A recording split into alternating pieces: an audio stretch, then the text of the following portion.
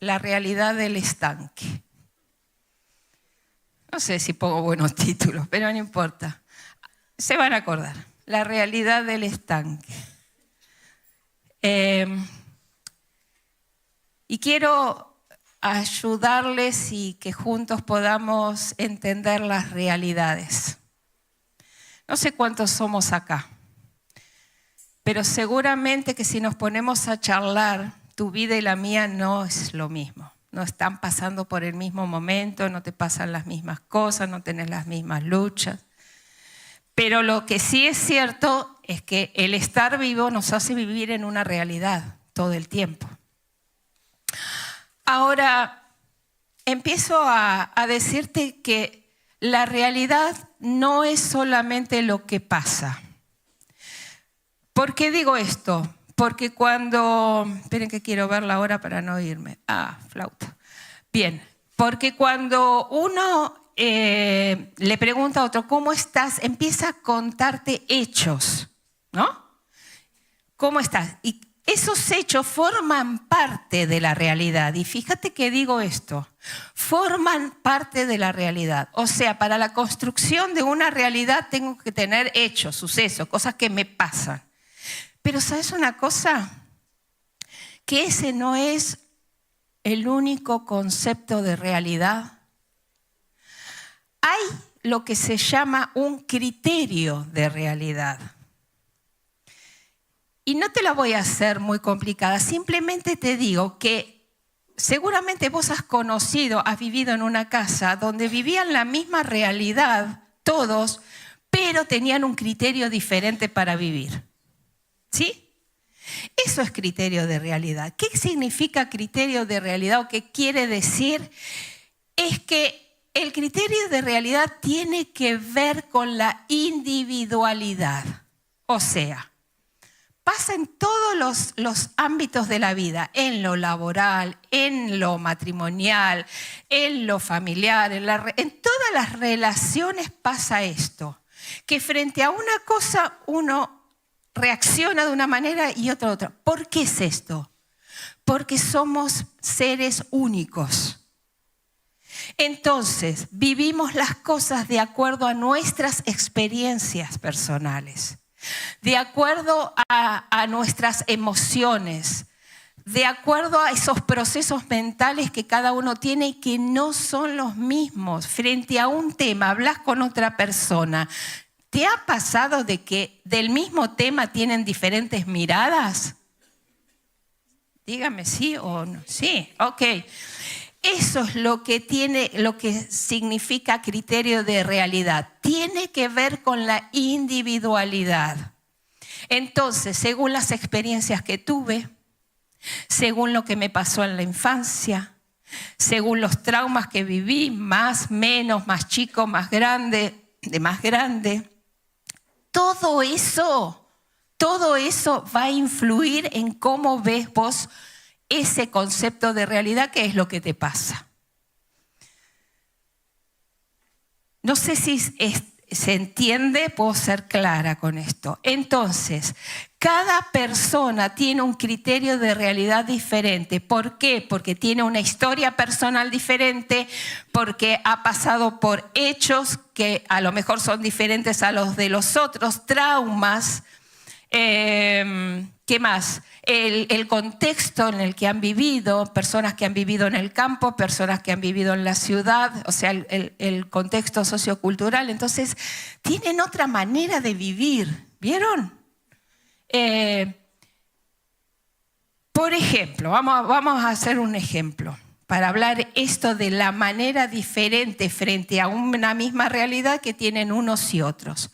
Una empresa anuncia que para achicar costos va a tener que reducir, va a tener que echar gente en la empresa.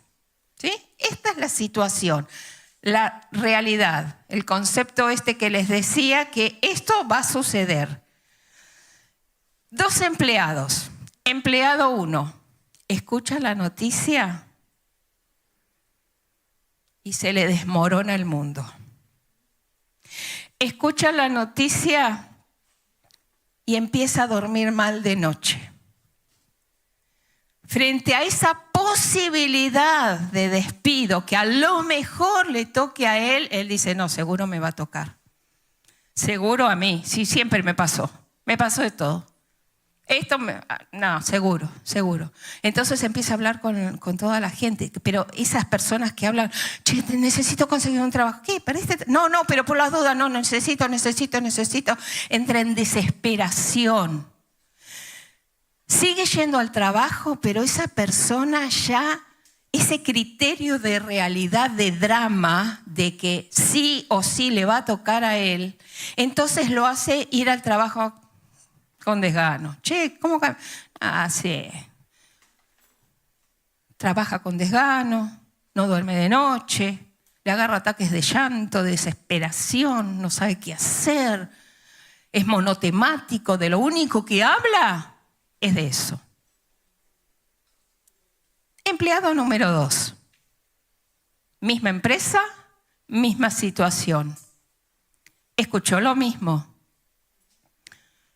Se va a su casa y sigue con su vida. Se queda tranquilo. Bueno, veremos qué pasa. No me voy a adelantar. Tal vez hasta consiga que me cambien de puesto ese que me gusta más. Si echan al otro, me van a poner a mí. A lo mejor ahora puedo ascender, porque vamos a ser menos y van a necesitar a alguien en un puesto superior. Y sigue yendo a trabajar con el mismo entusiasmo. 2 criterios de realidad. Misma situación, mismo lugar, mismas posibilidades, pero una mente diferente. Una manera de ver eso diferente.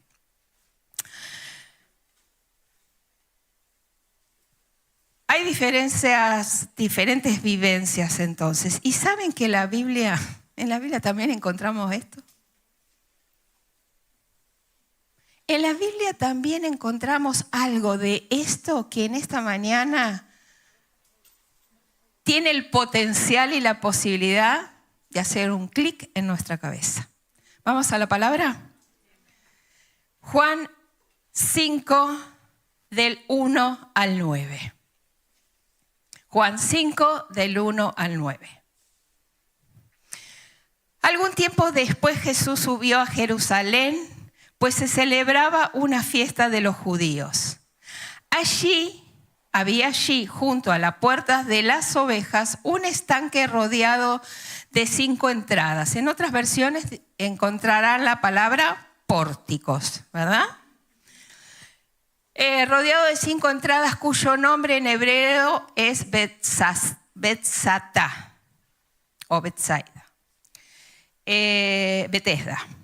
En estas entradas se hallaban tendidos muchos enfermos, ciegos, cojos y paralíticos. Entre ellos se encontraba un hombre que llevaba enfermo 38 años.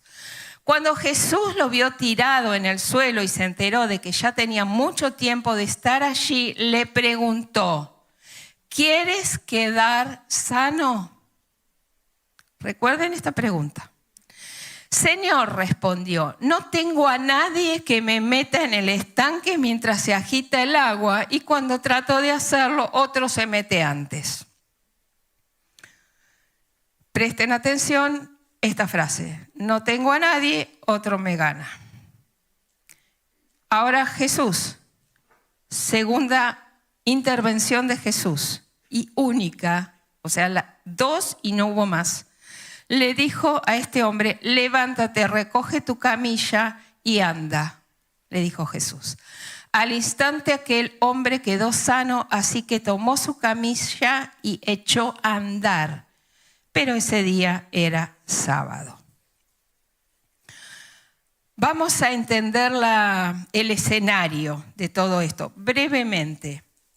Un lugar, Betesda, ¿sí?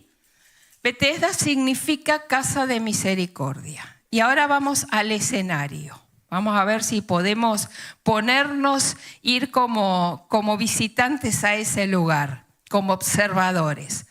Dice que había en ese lugar un estanque. En realidad, por los descubrimientos eran 2, pero no importa, eso no es importante.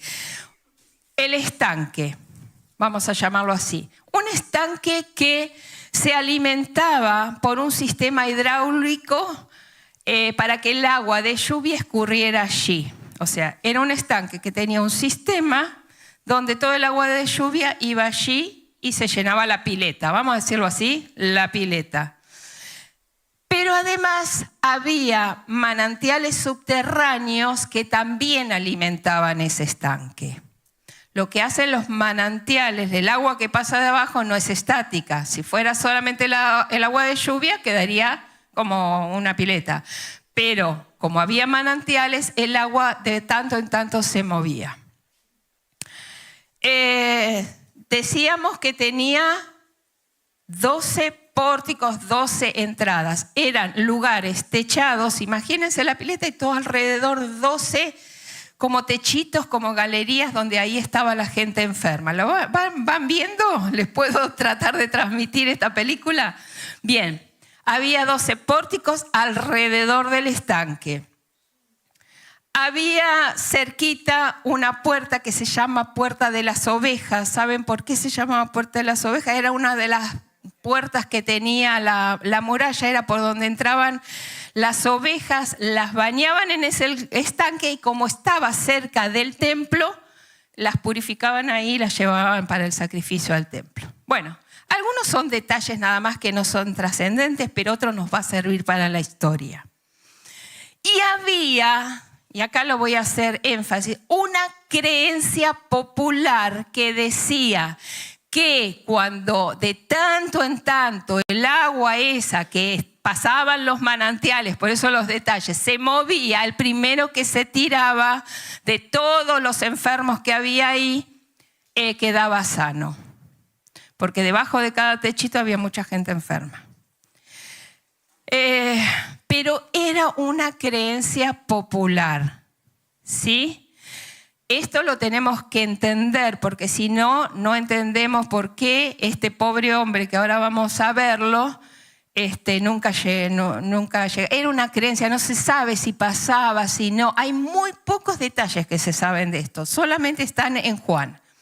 Entonces había un montón de enfermos, pero dentro de todos esos enfermos que había, un hombre que hacía 38 años que estaba paralítico y estaba allí en el estanque creyendo que si alguna vez, ay, se me movió esto, pues eso hice, que si alguna vez el agua se movía, él podía llegar, quedaba sano. Bueno, esta es la historia, este es el escenario, ¿sí? A ese escenario, a ese lugar, a ese piletón, ese lugar donde había tanta gente enferma, multitud, y se hacía una pila de gente enferma, llegó Jesús. Llegó Jesús, apareció Jesús. Y lo primero que Jesús le dice, ¿se acuerdan que había tenido 2 intervenciones Jesús nada más en todo este relato? Va a ser fácil de recordar. ¿Cuál fue la primera intervención? Una pregunta. ¿Qué le preguntó a ese hombre? Cuando lo vio, le preguntó, ¿querés ser sano? Hay una realidad que Jesús está cuestionándole a este hombre. Y a mí me pareció súper interesante entender que muchas veces Jesús va a cuestionar esa realidad que vos estás viendo. Este hombre estaba enfermo, 38 años. ¿Era real? Sí, obvio. Era obvio más que real. Entonces, ¿por qué Jesús le pregunta esto? ¿No te pasó que a veces no entendés lo que otro te pregunta? Porque es muy obvio. Aquellos que han ido a hacer terapia, a veces nos confrontan con preguntas que uno dice, pero no, ¿por qué? Jesús nunca dijo algo porque se le ocurrió. porque sí, sin un propósito. Y si bien la palabra no lo dice exactamente por qué le preguntó esto, porque no es la única persona que le pregunta, yo me animé a ver algunas posibilidades. La posibilidad 1, Jesús frente a un paralítico, sabía, no sabemos cómo, se lo habrán dicho, él sabía que hacía 38 años que estaba ahí con la esperanza, con el deseo de ser sano. Entonces, ¿Jesús sabía lo que había en el corazón de las personas? Sí. ¿Jesús le preguntó porque él no sabía? No. Entonces, la primer posibilidad que yo encuentro es que Jesús le estaba provocando a ese hombre que se cuestionara él qué era lo que quería. Porque hay personas que se acostumbran a estar mal. Hay personas que no saben vivir de otra manera que no es quejándose. Hay personas que dicen toda la vida fui así. Hay personas que dicen mi familia somos todos igual. Entonces viene esta pregunta y yo te decía hoy y decía al principio que Dios transforma todas las cosas, pero Dios nunca va a transformar lo que vos no querés que sea transformado. Entonces, si hay algo en tu vida que no cambió, el tema no es de Dios. El tema es tuyo. Acá hago un paréntesis, porque conozco y también padezco temas emocionales. Entonces, sé que a veces hay temas emocionales y temas que tienen que ver con la voluntad, pero aún allí hay siempre una oportunidad de cambiar. Pero tengo que querer. Si vos no querés, vas a seguir igual. O sea, la voluntad tuya, aunque te cueste, es indispensable para lo que Dios quiere hacer en tu vida. Y no es menos espiritual lo que te estoy diciendo, porque a veces queremos que todo venga de Dios así de repente. Y no es así, no es siempre así, no es la mayoría de las veces. La otra posibilidad que yo encontraba era que Jesús, al hacerle una pregunta, lo hizo a ese hombre mirarlo a él y dejar de ver el estanque. Yo no sé dónde vos ves las posibilidades que tenés para un cambio. Pero yo te digo que muchas veces eso donde vos tenés puesta la esperanza no es lo que Dios está queriendo para tu vida. Entonces, esta pregunta para mí tiene también esta posibilidad de significado. Como si yo me pudiera poner en ese lugar y tengo esa persona ahí. No, pará, deja de mirar esto. A ver, mírame a mí. Mírame a mí. Las cosas cambian cuando ves a Jesús. Cuando te enfocas en Jesús. Mírame a mí. Deja de ver el agua si se mueve o no se mueve. Mírame a mí, dice el Señor. Y la tercera posibilidad es que Dios, un poco lo dije, nunca va a pasar por encima de tu voluntad. De tu voluntad, de lo que vos querés. Entonces, esa pregunta, ¿querés ser sano? Jesús estaba buscando en esa persona una respuesta que salga de él o de ella. Nadie va a poder hacer nada por vos ni por mí que yo no quiera. Vamos a seguir adelante porque no me quiero adelantar con otras cosas. Jesús es transformador de realidades, pero hay que querer. Hay que aceptar que hay otras maneras de hacer las cosas. Que hay otras posibilidades que pueden cambiarme. Y no, pero eso nunca lo hice. Bueno, hay otras cosas. Dios es soberano, pero tenés que estar dispuesto a hacer lo que Él dice. Y Dios habla de muchas maneras. Acá con este hombre habló Él cara a cara. Pero ¿a través de qué cosas Dios te está mostrando hace rato que tenés que cambiar? A lo mejor alguien que está muy cerca tuyo y que te conoce. A lo mejor un líder espiritual. ¿Entienden?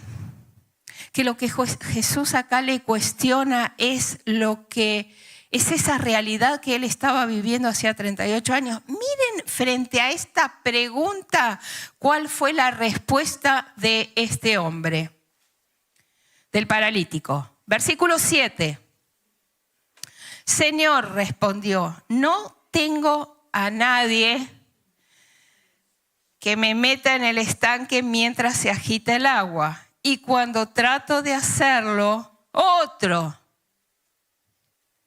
¿Me suena conocido esa construcción del argumento? Este hombre escuchó una pregunta y metió un argumento. Era más simple. Pero les decía que en la palabra de Dios tenemos mucho de lo que es a veces nuestra manera de pensar. Por eso a mí, que me encanta este tema, digo, qué cosa, ¿no? ¿Cómo este hombre armó un argumento? Y la otra cosa que vemos en este pasaje es que los argumentos fundamentados en mi realidad, este criterio de realidad, me estancan. Y hay muchas personas estancadas. Hijos de Dios, pero por supuesto. ¿Estancados? Sí. Estancados en la vida. Parados en la vida. Y hay personas que son muy buenas con los argumentos. ¿No les pasa? No lo voy a decir porque no quiero tener problemas después. Pero hay personas que están muy entrenadas con la parola, con los argumentos. Hay personas muy entrenadas. Hay personas que usan los argumentos como su caballito de batalla. Y este argumento que tuvo este hombre era válido. ¿Le dijo alguna mentira en esto? No. Hace 38 años. No tengo a nadie, estoy solo. Pobre de mí. Y otro me gana. Ellos tienen la culpa. Porque si ellos me dejaran a mí, yo podría. Acá hay una panzada, digamos, para analizar, pero vamos a seguir adelante y se los voy a dejar picando nada más. Pero sí voy a decirles que los argumentos cancelan posibilidades. Lo que digas antes, escucha bien esto, porque esto es como que me iluminó. Lo que digas antes de un pero, cancela todo lo demás. Por ejemplo, mañana, ¿querés venir a ayudarnos en la iglesia? Miren qué rápida que fue. ¡Ay, me encantaría! Entonces, el pero cancela todas tus ganas. Todo lo anterior. ¿Te das cuenta? ¿A qué vas a ir escuchando todos los argumentos de los demás y vas a acordarte de este mensaje? Los pero cancelan todo lo anterior. O sea, cuando vos en una respuesta decís sí, porque esto no lo dice acá, no sé si en alguna otra versión, pero yo lo entiendo a este hombre, como dije, como que tácitamente le dice, sí, la verdad que me gustaría ser sano, pero... Y viene todo lo demás. Yo lo imagino así. Porque no creo que ese hombre no tuviera ganas. Pero hace 38 años, o sea, esto no es nuevo, no tengo a nadie que me meta en el estanque y encima me gana alguien, siempre me gana otro. ¡Fua! Entonces, lo que digas después de un pero, cancela todo lo anterior. O sea, lo anterior que dijiste no figura como opción. Porque si yo digo, sí tengo ganas, pero no hay opción de que venga mañana. Bien. Pero otra cosa que este argumento, y me parece también interesante, porque los argumentos siempre son por algo. O sea, no vienen así porque sí, porque te querés excusar, porque no tenés ganas y no sabes cómo decirle que no. Pero también, y en este caso, evidencia una terrible frustración de este hombre. ¿Conocen personas frustradas? ¿Cómo es una persona frustrada? Terrible, terrible. La frustración es una respuesta conductual, o sea, de conductas, y emocional cuando no se logra lo que uno quiere. Este hombre le pasaba eso, 38 años y no lo lograba. ¿Tenía razones para estar frustrado? Sí, pero no. Vamos a ver algunos sentimientos, porque detrás de una persona estancada hay una persona frustrada. Una persona que no avanza, que no logra salir de la situación, siempre traten de ver que detrás hay una gran frustración. ¿Sí? Bien. Algunos sentimientos y conductas, se los voy a leer así rápidamente para que ustedes les ayude a identificarse o identificar a otro que a lo mejor tienen cerca y bueno, puede tener estas características. Y acá el tema es que Dios transforma las cosas. Entonces hay esperanza para toda esta situación. Y dice entonces que las personas frustradas tienen negatividad, desánimo, impotencia y queja. Qué combo, ¿no? O sea, personas que se quejan todo el tiempo. Personas que son negativas. No, sí, pero me gustaría ir, pero no puedo, no llego. Desánimo, impotencia, todo eso. Otro sentimiento. Otra conducta, esto es conducta, aislamiento. El paralítico no tengo a nadie que me ayude, se aisló. Ahora yo me preguntaba, ¿él no tenía a nadie alrededor? ¿Era real? ¿Quién lo llevó hasta ahí? ¿Quién lo venía a buscar de tanto en tanto para volver? No sé si a lo mejor volvería a su casa. ¿No tenía a nadie? A veces la exageración es tan presente en los argumentos que a veces ni la persona se da cuenta. Aislamiento, ¿real o provocado? Porque las personas que se aíslan y por lo tanto no tienen a nadie cerca porque ellos pusieron la distancia. Siempre hay otra opción, siempre hay alguien que le importa. Si vos sos una persona que solés aislarte, que no te relacionás con nadie, que pensás que a nadie le importás, no es verdad. Siempre hay alguien que le importo. Para alguien siempre tengo valor. Amén. Proyección de culpa se llama. O sea, echarle la culpa a otro, sería en criollo. Echarle la culpa a otro. No tengo a nadie, otro se mete antes. O sea, eso tiene que ver con lo anterior, ¿no? Pero proyectar la culpa en los demás, estamos grandes. Hacete cargo. A veces los padres con los hijos tenemos esos temas, ¿no? Que nos dicen, bueno, hacete cargo, ya creciste, ya formaste una familia, ya sos grande, hacete cargo. No le eches la culpa a los demás, ¿no? Porque yo tuve una infancia. En Cristo son nuevas todas las cosas. Tu identidad no está en tu familia. No vivas como si no tuvieras identidad en Cristo.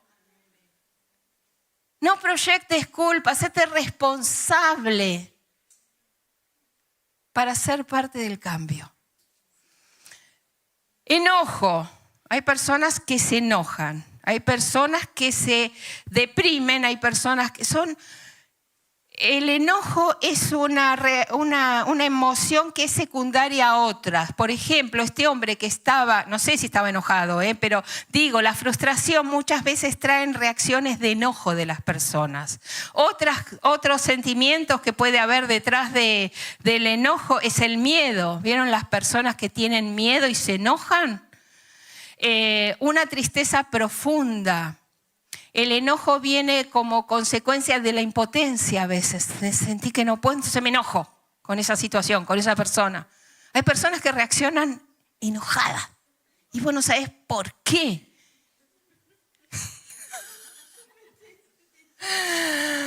Después charlamos, tenemos en el fondo una sesión.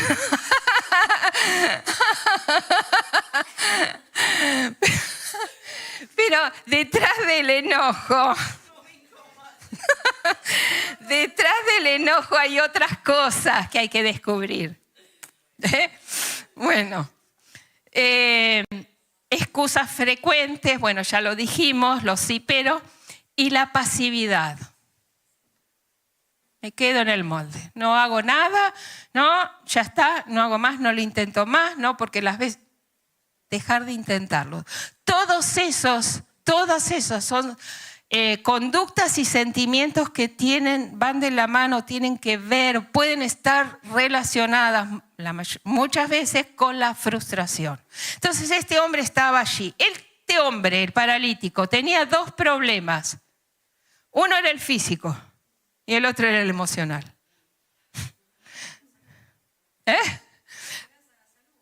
Claro.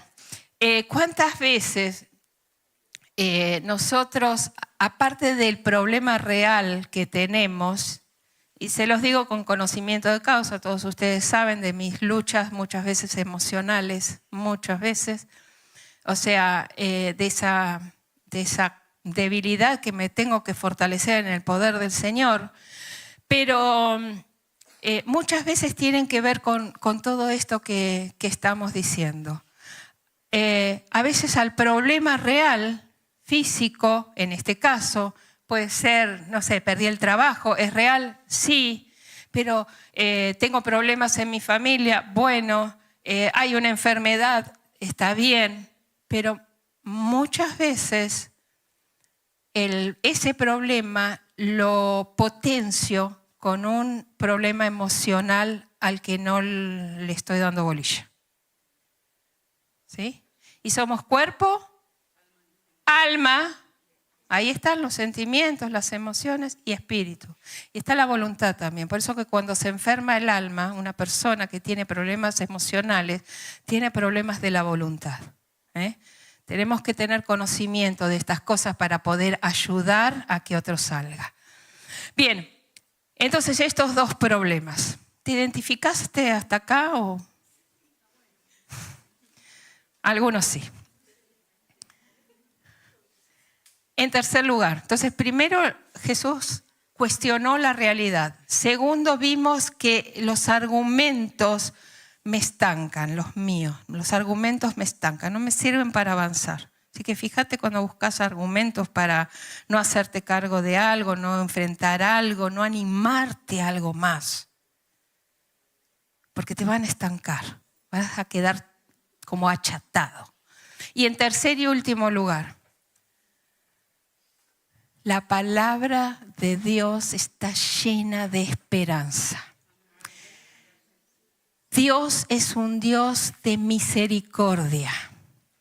Entonces, en el tercer lugar, lo que quiero decir es que la misericordia cambia realidades. Lo que te va a salvar es la misericordia de Dios. Lo que te va a cambiar es que te apropies de la misericordia de Dios. Y la misericordia, ¿se acuerdan lo que quería decir Betesda? Casa de misericordia. Vos estás hoy en una casa de misericordia. Pero todavía más, si tenés al Señor Jesús en tu corazón, tenés a la persona de misericordia. Porque misericordia no es un lugar, sino quien está en ese lugar. Y toda esta historia cambió cuando Jesús entró. Y toda tu historia va a cambiar cuando entiendas la misericordia de Dios, la gracia de Dios. 3 cosas que quiero decir para terminar acerca de la misericordia. La misericordia es un poder transformador de la vida. Dice por allí en Hebreos, al trono, me voy a acercar confiadamente al trono de la gracia, al trono de la misericordia, para hallar oportuno socorro. La segunda cosa, la misericordia alcanza lo sobrenatural. La misericordia alcanza lo sobrenatural. Es poder transformador, alcanza lo sobrenatural. No era ni el ángel que decían que pasaba de vez en cuando a mover, ni el estanque, no era el agua, era Jesús. Lo sobrenatural es todo aquello que está más allá de las leyes naturales. No tiene que ver con la ciencia y la lógica. Dios se reveló a este hombre, Jesús se reveló a este hombre y se va a revelar a tu vida cuando entiendas la misericordia de Dios. Y que la misericordia de Dios tiene que ver con lo sobrenatural. Va más allá de la lógica.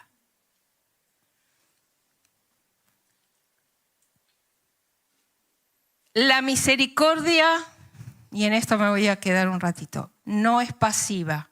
Implica fe y acción de mi parte.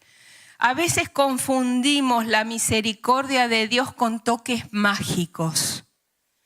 Y vos no vas a escuchar acá en esta iglesia que nosotros predicamos, no hagas nada, quédate tranquilo, recibí. ¡Fua! Caí. Si después no hago algo con eso, ¿saben cuántos hijos de Dios, personas hay afuera de esta iglesia? No estoy hablando de otro lado, de acá, que han recibido toques de Dios y no pasó nada después. Porque la voluntad del Señor es manifestar su gracia sobre tu vida. Pero te necesita a vos. ¿Querés? ¿Querés escuchar algo diferente a lo que hasta ahora hiciste? ¿Querés ser sano? ¿Querés librarte de ese espíritu de miseria, de pobreza? Tienes que hacer algo vos. No va a llegar. Hay experiencias, sí, de gente que ha ido, que de pronto en el banco le aparecieron cosas, pero no es lo habitual. Vos querés. Me acordé de algo. Ustedes también. Uy, pero se está grabando, no puedo, sí me parece, pero no puedo decir. Pero en la billetera virtual, si tuviéramos un ratito te haría abrirla. A ver, oramos y la abrís y aparece plata. No, tienes que ir a trabajar. No aparecen dólares de la nada. A ver, hay milagros. Ok, lo dije a la cámara. Hay milagros, claro que sí, pero no es lo habitual. Si Dios quiere hacer un milagro, lo va a hacer, pero no lo esperes así como única opción. Hay cosas que vos tenés que hacer. Mirá la segunda intervención de Jesús. ¿Cuál fue? Levántate, recoge tu camilla y anda. Lo que Jesús no hizo, ay, pobrecito. ¿Querés que te ayude? ¿Me quedo acá con vos? ¿Esperamos que se mueva el agua y te meto adentro? No va por ahí. Levántate. Pero estoy postrado. No tengo ni músculos en mis piernas, 38 años. Estoy postrado. Levántate.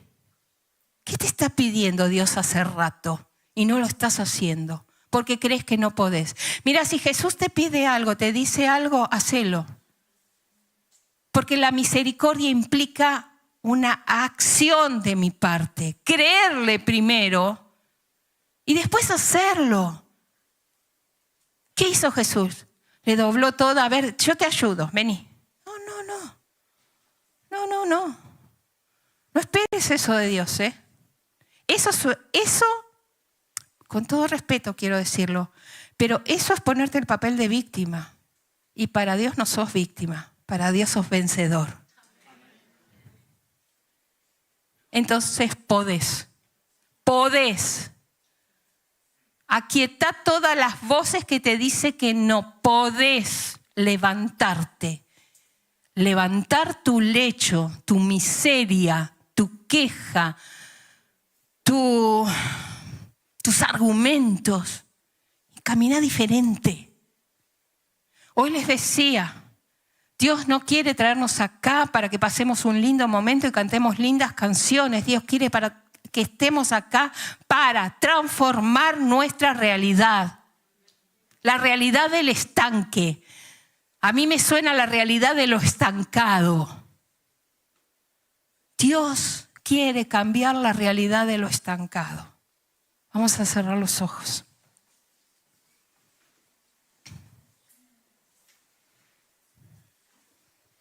Dice el Salmo 31, 24, cobren ánimo y ármense de valor todos los que esperan en el Señor. ¿Qué te está faltando para cambiar, para avanzar? Como dice nuestra lema, avanzar. ¿Cuánto hace que estás en el mismo lugar? Y no, pero, acordate que no. Acordate que el pero no. El pero no. Cuando Jesús está, el pero no va. Cuando Jesús te dice, yo te voy a transformar, pero tenés que querer, mis peros no van.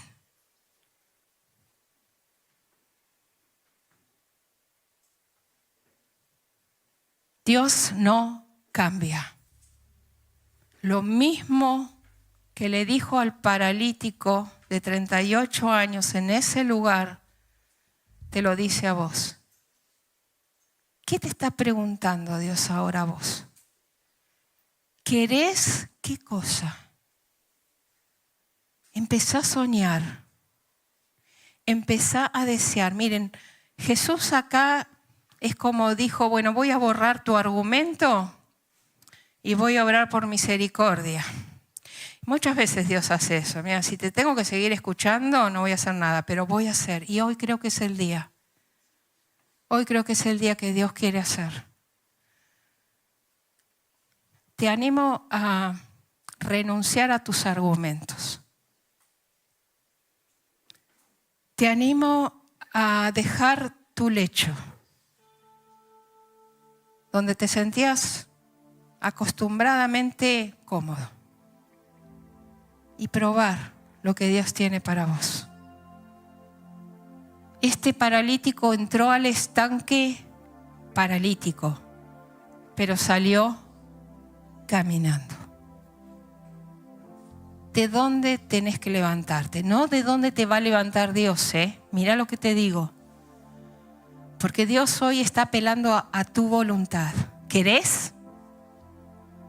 Pero no puede. ¿Querés? Salvando las diferencias y no queriendo ponerme yo en el lugar de Jesús, pero escuchá la voz de Jesús en esta mañana que te está diciendo levántate, porque hoy empezás a andar. Hoy cambia tu vida. No apelo a tus emociones, apelo a tu decisión. Si estás escuchando de parte de Dios que tenés que levantarte, levántate ahora. Levántate físicamente porque vamos a orar. Ponete en pie. si querés que cambie.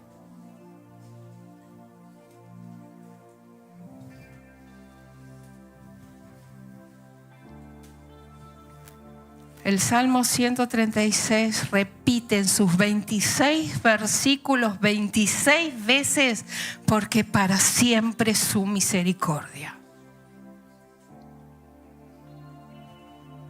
Apréndetelo de memoria, porque para siempre es su misericordia.